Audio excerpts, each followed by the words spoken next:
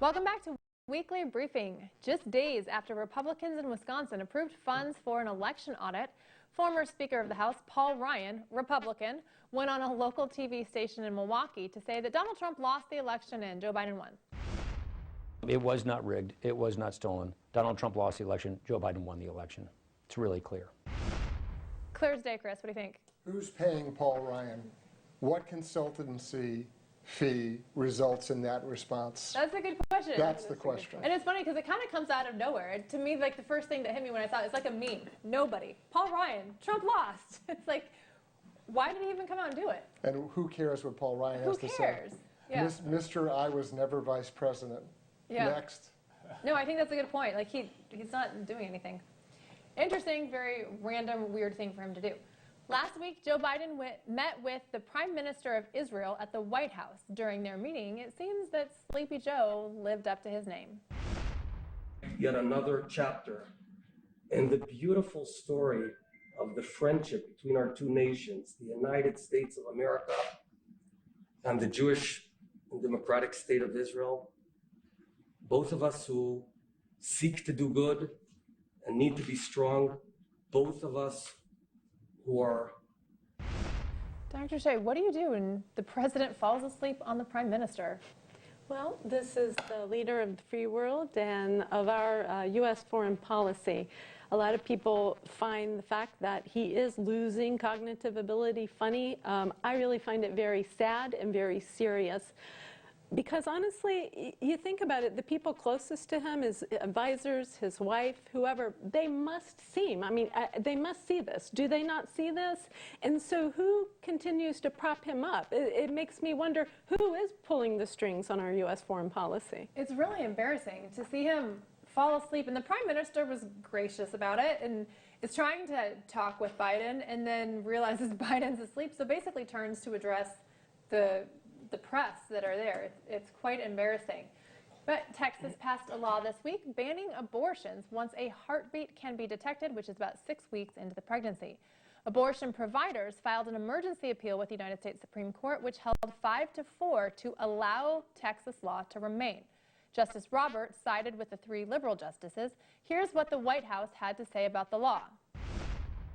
As the president said this morning, its extreme Texas law blatantly violates the constitutional right established under Roe v. Wade and upheld as precedent for nearly half a century. It will significantly impair women's access to the health care they need, particularly for communities of color and individuals with low incomes. Donna, what's your reaction? You know, I so despise the fact that the Democratic Party always uses African Americans to hide behind. You know, 60 to 70% of all abortion clinics are located in African American communities. It's not because they want them, it's being forced on them. You know, the goal of Planned Parenthood when it started was to control the black population and decrease, and that initiative has not changed. Yep. They get threatened in schools, they get threatened to have their kids taken away, and this administration is the worst at it. I mean, when you talk about Jim Crow, this is it. Andrew. From a legal perspective, the approach that Texas took is quite brilliant. What they've done is they've created a mechanism through which private individuals can sue the abortion providers. So there's no public enforcement mechanism.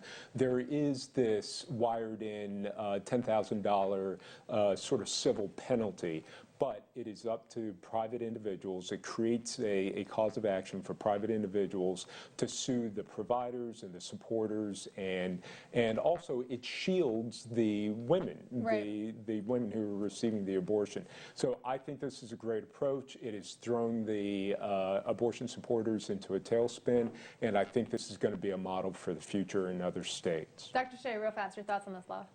Many people would argue that the Constitution actually gives us a right to life. And what's going on right now, Trump was the most pro-life president. Biden is showing himself as the most anti-life president. He is pushing more and more money to make all of us, U.S. taxpayers, pay for abortions in the U.S. and overseas. Very interesting. All right, it is time for the lightning round. Here we have 3 minutes and give the panelists each 10 seconds to answer and get through as many questions as possible. We'll start with Chris Farrell. Will we see Texas or any other states conduct forensic audits? Absolutely. You're going to see at least 2, perhaps 3 more.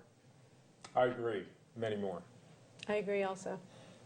It's the only responsible thing that you should be auditing your elections. I think that's right. I actually think it could become more common.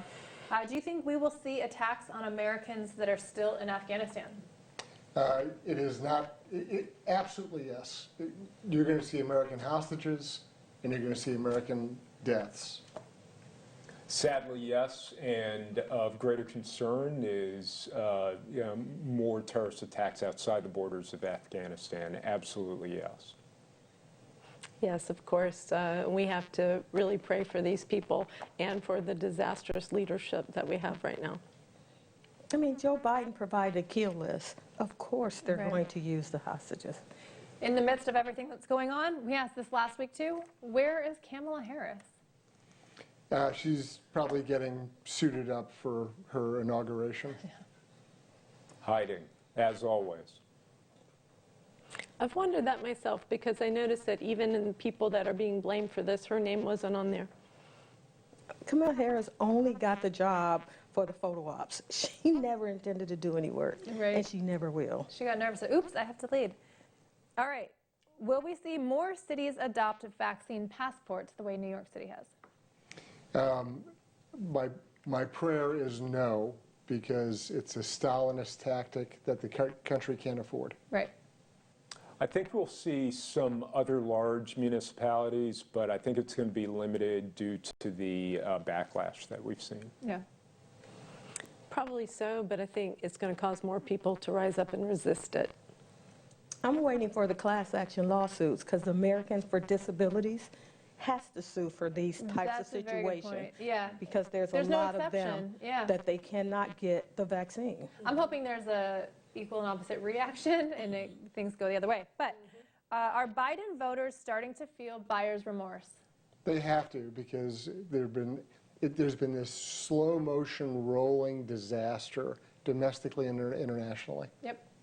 Yes, and a number of polls are showing that. In fact, independents are turning in droves away from Biden, and that's a harbinger for things to come. Absolutely, and maybe momentum will pick up for this impeachment idea that's out there right now. They had buyer's remorse on day one when we Right. signed those executive orders.